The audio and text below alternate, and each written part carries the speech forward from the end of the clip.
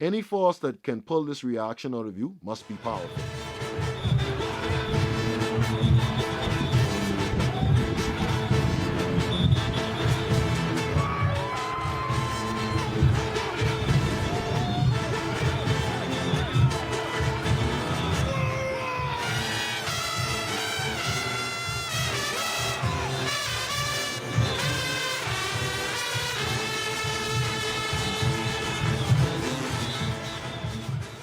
Music is the lifeblood of Junkanoo and is produced by the back line, which consists of drums, cowbells, black horns, and other percussive instruments, not brass.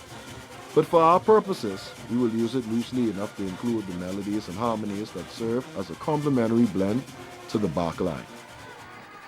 In the early days, One Family produced solid music, and the leaders and key members were lead drummer Dave Pottsmith, Tyrone Goldie Fernando lead bella, Anwar Pui Ferguson leading the bass drummers, with Willis Lewis and O'Neill Cartwright contributing to the brass. The music section was improving, but they continued to fall short. And we had the crowd dancing from the crack of the gate all the way to the end of the gate. And we want to know from those persons who consider themselves to be the authorities, where did we fall short in the music? After disappointing finishes, they headed into the 1999 Boxing Day Parade, determined to overthrow the current music champions. We're not going after the Valley Boys or the Sandmans. When it comes to music, we're going to blow away Roots. Roots is the big Sonny Liston. Now, that sounds like light talk, but I want you to know we put in place some powerful guns.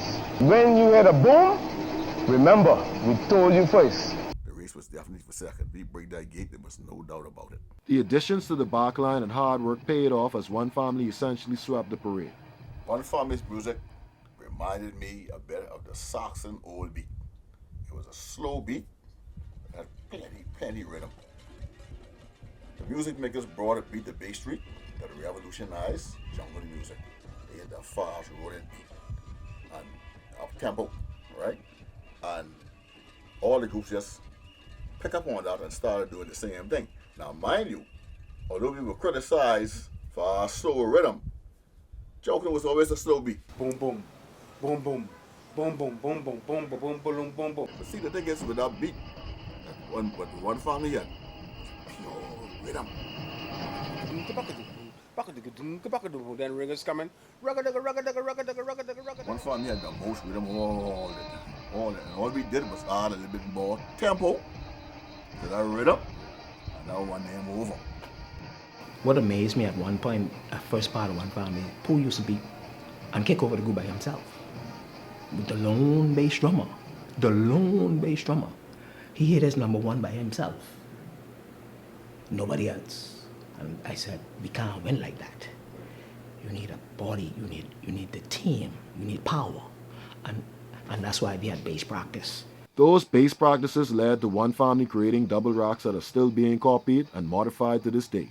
You know what was nice too? When we had this beat, they cut the bass off, the tom-tom roll, and they put the drums down, they move around, and then Niggas stand on them drums. Who ain't stand on the drum grab it? They lift them. Yeah. And the tom-tom was just can on. and then they come back, they pick them back up and pick the beat up again. Oh, they break down. Yeah, They tell the judge them One Family break down. One Family break down, boy. That was Niggas nice. said we break down. People so slow. You know what it take for a group of people that size to cut the bass, rest the drums down, the tom-tom roll. He bring that bass back inside there. What that boy's a damn genius. Oh, Lord, that was a nice If you one. break down, it's impossible for you to come back in on time then. Boy, and when them niggas, when 3-5 come back in, that was it. Oh, man. They say, that was the first time I heard bass choreograph. That's the serious bass choreograph, because them fellas, them stand on them drum. That was a part two of what we did, because we shut off. First of all, we were shutting off. And at practice, we shut off, we hold up our drum, dance at the drum. One practice, Pot being Pot, jumped up on his drum. And you know what that did? Everybody saw that. And they say, wow. So Pot stand up on the drum. We shut off another week. You see more than one standing up on his drum. And that's how that came about. From that shut off, when we started that shut off, that created a lot of other things to happen. They said we broke down, but we planned that. That was some of our youthfulness and being talented, creative. We didn't mind getting beat, you know. We didn't mind losing our parade, but you know what we demonstrate? That One Family is a democracy group. Our leaders allow us to demonstrate our creativity to the world. They never said no. We could have won that morning, but they never said, because y'all stand up on them drum, we lost. Tasting victory and figuring out the method for success, the future icon was targeted before the 2000 Boxing Day parade. Before I joined One Family, I was a Wally boy. After rushing with the Wally boys, Bowie and Non and a few others influenced me to join One Family because they was aware of my talent and they said, man, you could do good with us. Coming down the parade one morning, I saw Ruben on the bench and I pointed at him and I said, I'm coming to get you. Reason being is Ruben was a very talented drummer. He had leadership ability, and at that time we had a lot of young drummers who needed grooming. We had very good drummers, but they didn't have nobody to follow. And I was looking for somebody in my caliber to help me move this forward.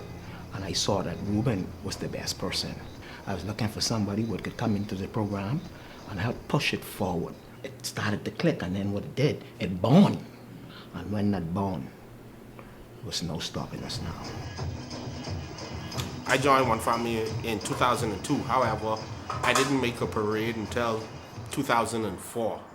And it's funny because I wasn't even supposed to join One Family. I was supposed to actually join Roots.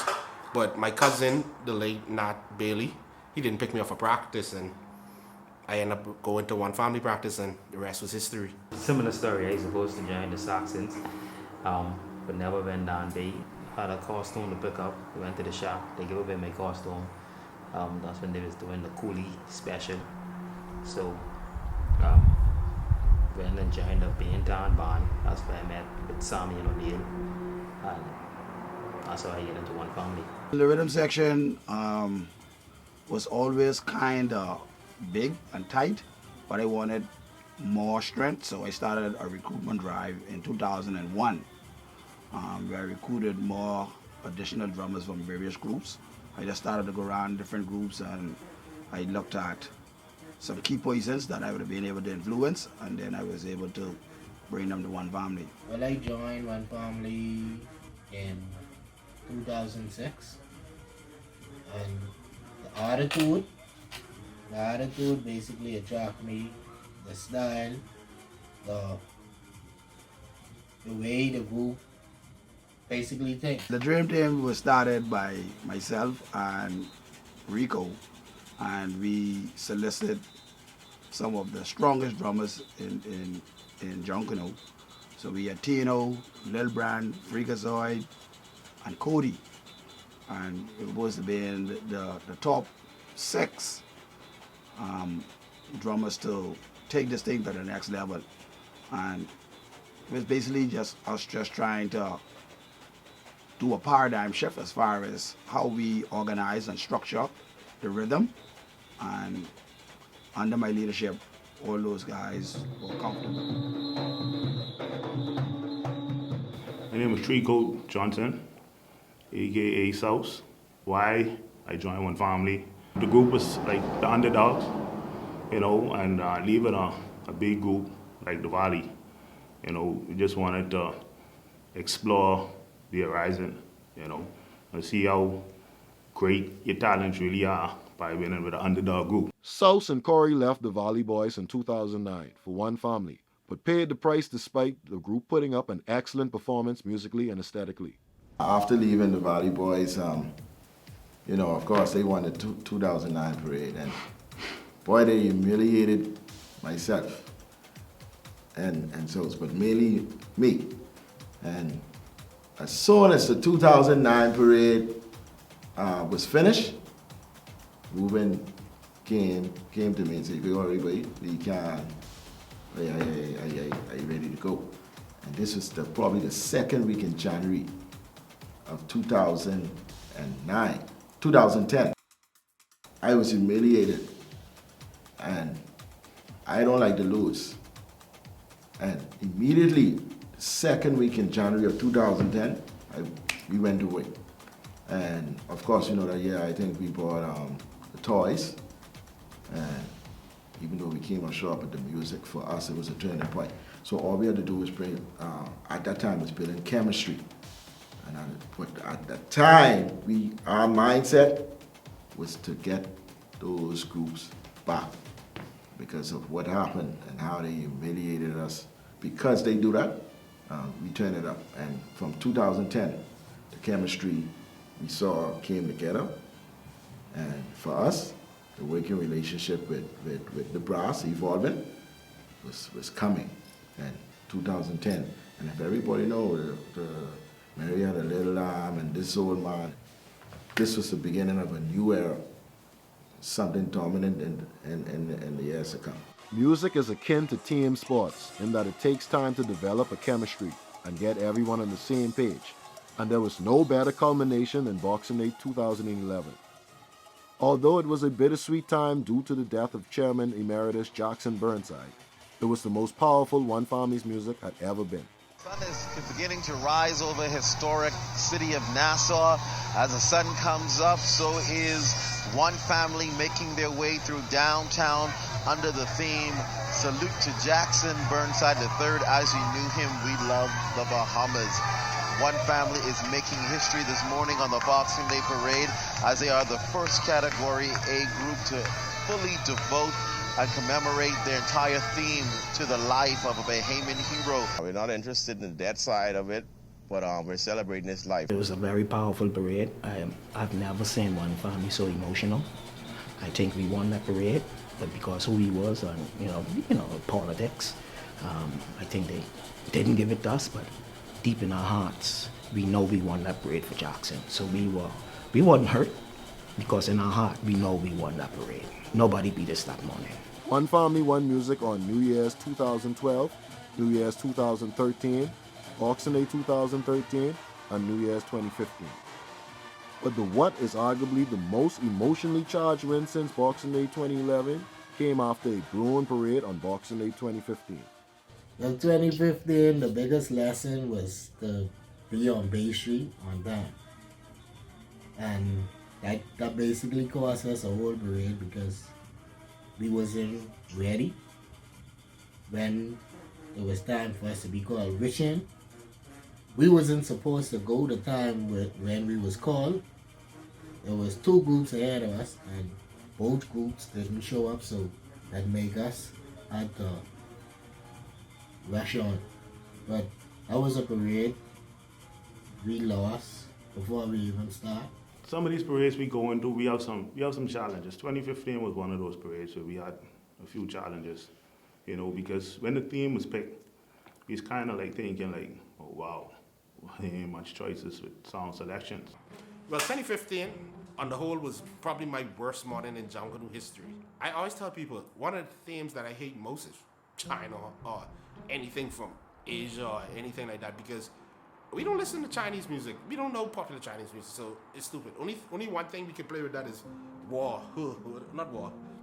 Kung Fu fighting or something like that. You know what I mean? So, yeah, that was probably one of my worst mornings ever. So, I have no remembrance of that morning because I erased everything of that morning out of my head.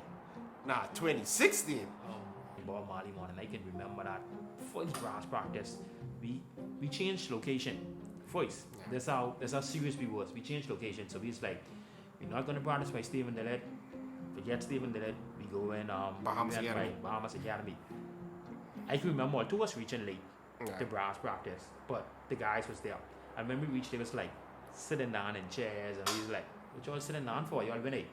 We ain't with no music. They see no time to sit down. They see no time to play. And the first thing before we even started learning music for that morning, I think the first thing we started doing was just the left, right. So we was just in brass practice, just practicing how to rush.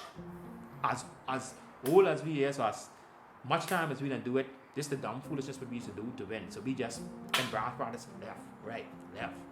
Then we reach on Bay Street that morning, the brass warm up. And if y'all can remember, after we done warm up, We meet the back line in the parking lot.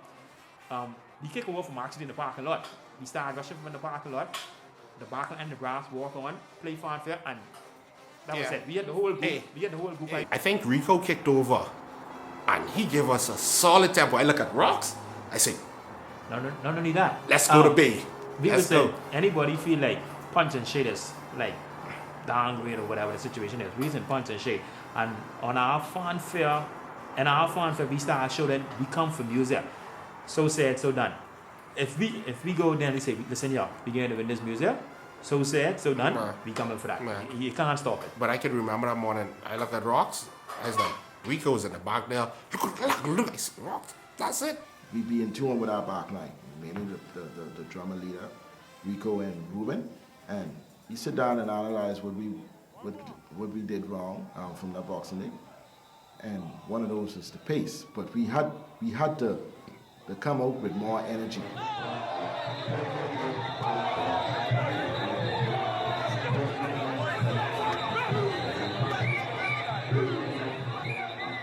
I had conversations with Pau.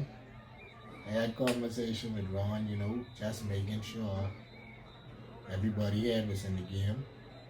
You know, when Ron was, normally I communicate with the brass and they tell me where we go, this is what I want or whatever, tempo-wise. We came out with pace rather than doing it like a 120 tempo, we came with 135 or 140. And from there, we light and we spark and we hold that and that was it. But from energy, and we was upset that morning too. December 27th, we lost a brass member, Kirkwood Claire. We lost a brass member, so it was like, and this was like the night after they called results. He was tragically killed in a traffic accident, and he just rushed with us 3 days ago, 3 days prior to that. So it was more personal for us. He was a outstanding brass member. With us, it was always a team effort because we want to be in the front there. He love us hard up in there, and he used to be asking questions. What next? Like, what song next? What y'all feeling? We do it as a team. For the record, I did not call I'll Fly Away in the square. It was my fault, right? Thank you. Now, the Thank story you. with that is, thank you. From the beginning, from the Hilton, straight down to Russell Square, everything done gone bad. I still trying to make up. That was a big song. So let's try it. We didn't fail anyhow, so right. We can't get nothing else wrong. Let's try it. With a parade like Japan, it was difficult finding the selections, but with a Bob Marley team, with Bob Marley with all of those hits, man, like, yeah, we had a field day. So when we line up on Bay, from the crack of the gun, music was gone.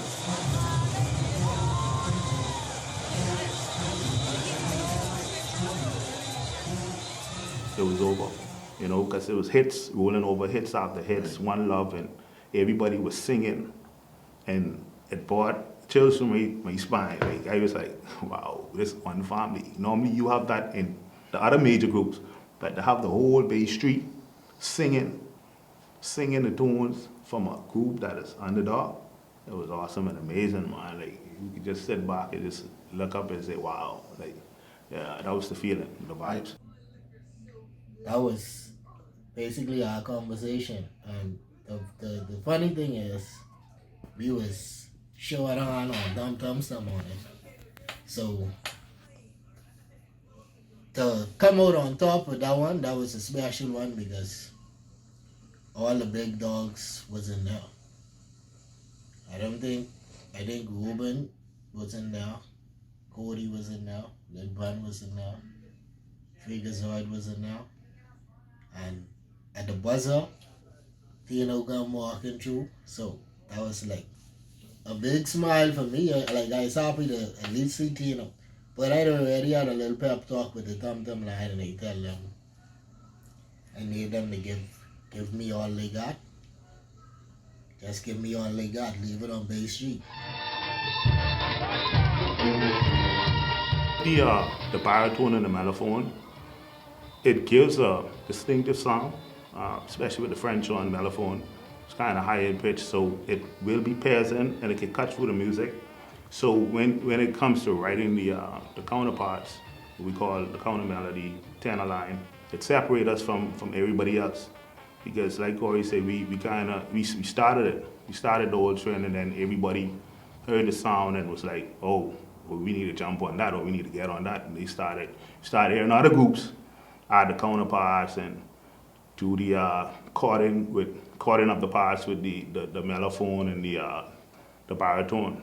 So I would say that really like separated and give the brass a whole new unique sound. One family has always had a strong backline and more recently a formidable brass section. What fans and spectators hear on Bay Street is a direct result of practice. One family has been known to be a West Coast group. We play the 10:30 game, and they love playing the West Coast game. We kind of rush better at a certain time. It could just be me. Brassy? Brass. But then I don't know why. I don't understand why. Yeah, I don't understand why you have to go to process. But you know, they say, oh, the back line has been taken forever. And then the back line is the brass. The back if line. the brass, let's just say the brass line up at 10:30. The back line. Right? And we play fanfare. We still cut. That's the only thing we could do. Yeah. We can't go there and rush by ourselves. The back line could go there and rush by themselves. So once the back line line up, the brass have no other choice than to follow. If the brass line up, the back line can swing and do whatever they want to do. And yeah. It was because of the back line. It is me. When they start, sometimes we just be in the road beating by ourselves. So what y'all saying is the people that was holding up second lap on a Thursday night was the back line?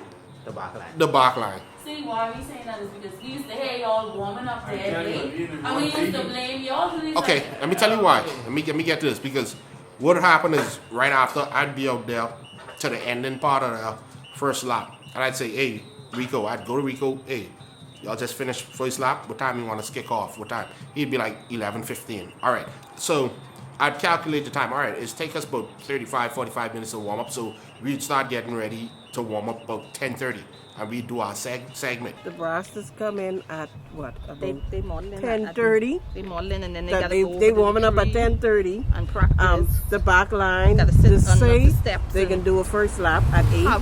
And church. you know, it's always the plan to start 8 to be finished by midnight. But as time progresses on, everybody come later and later because nobody wants to start because ain't sufficient people there for them to floss. Yeah, You understand? That's what it is. It just hit me, why they start late, because they waiting for everybody else practice to finish so they could be the main and the showstopper. And then 11:15, we'd be ready, and then everybody blaming the brass. But it was the back line because we already correspond with the back line. Hey, what time you want to start? But not only that, if it wasn't the back line fault, we out there and the back line just finishing first lap at 10:30. Exactly. So if it ain't the back line fault, if you finish your first lap at 10:30, you gotta rest. And you gotta heat up drums. Come on. I gotta blame the bass, man. I gotta put that one on our bass. But when you get your music right, the guys some there will move and that's their drums heat up right. It's the back line. It's the back line. It's the back line. The drummers cowbell, thump, the back line. What is it? I can speak to practice starting late because I was there from the beginning. The beginning story is where the practice was the food store's parking lot. And so we had to wait for the food store to be closed before beginning. But then we still never finished 2, 3 o'clock in the morning. Yeah. I am even sick and tired of practice finishing. They gotta smoke. 1, 2 in the morning. Modern day, why it starts late is because it is a social. This is the great biggest social on a Thursday night. So it turned into, we have to dress, we have to make sure that we have everything we need to make it a social, and we enjoy interacting with one another. That adds to the practice. And so I don't think it's any section in particular, but I think that 1, we as human beings enjoy being social, and then 2, the social part of Junkanoo, that includes the practices being late, because this is an outing. I don't get this outing every day of the year. I only get this outing once practices begin through December. Okay, so this is gonna stop by January. you know, ain't nobody really like the late times, but coming down the Bay Street, we still is in about there wee hours. And you know, I don't know if it could change. You know, people saying, well, we need to change it, but at the end of the day, we change it. But coming down the Bay Street, maybe we could be out there for some hours. We just got adapt to just playing the West Coast game and being a 10:30 crew.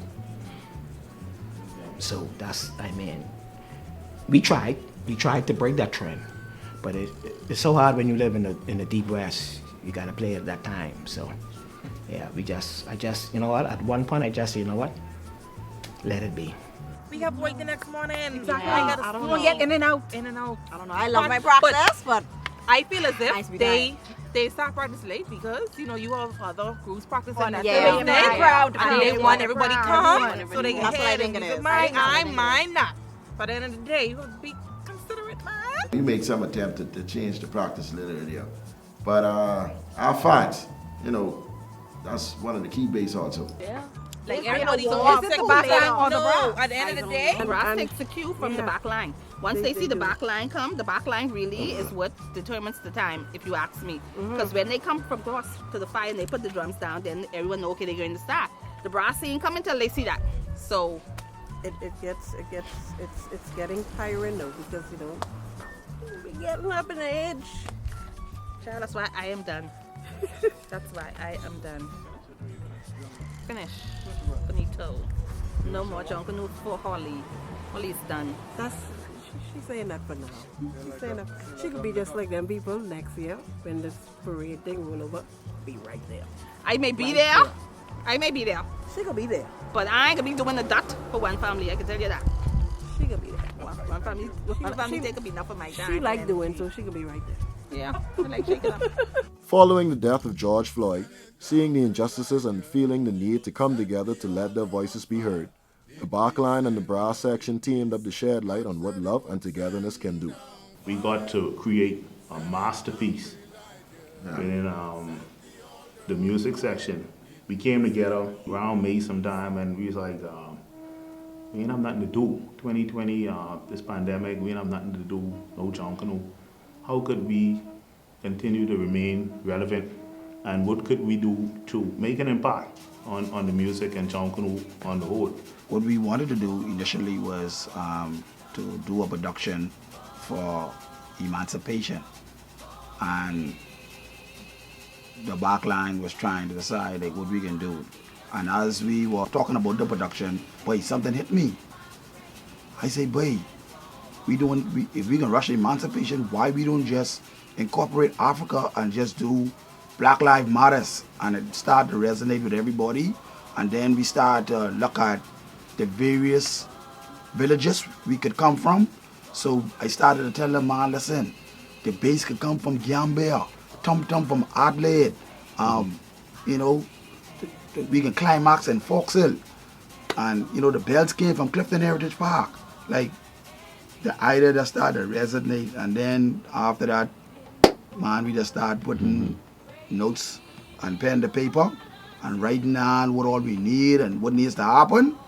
And you know, we didn't have no money, but listen, we had God on our side and we was able to pull that off. The word was out that who all could make it, try to make it. All right? So, you know, me being a Junkanoo man and stuff like that, I say, boy, this is a good idea. So, hey, let's try and let's incorporate it and let's try to big it up as best as we could. But at the end of the day, man, listen, it touched a lot of hearts and souls, and it was a success. It was something that touched the world at the time. I mean, it's still touching the world, but it was something that, you know, it is stand out. And to see all the incidents happening around the world, all the persons, you know, we watched it. It hurt all of us. And that was the time, you know, we had an opportunity to say, hey, you know what, we could do something with this group. You know, we could send out our message too from the Bahamas. It made a big impact. You know, people loved it. They was excited. It gave Junkanoo a good feeling to know that, yeah, ain't nothing going on, but we can watch this clip you can watch this clip and enjoy the sounds and the views of Junkanoo, you know. I tell my backline, open up. And I said, you just keep walking backward. You know when you reach in the back of the group now, he fall down, step down, and come with the costume and leave it in the road. I said, thank you. You're not going on my parade, not with that costume.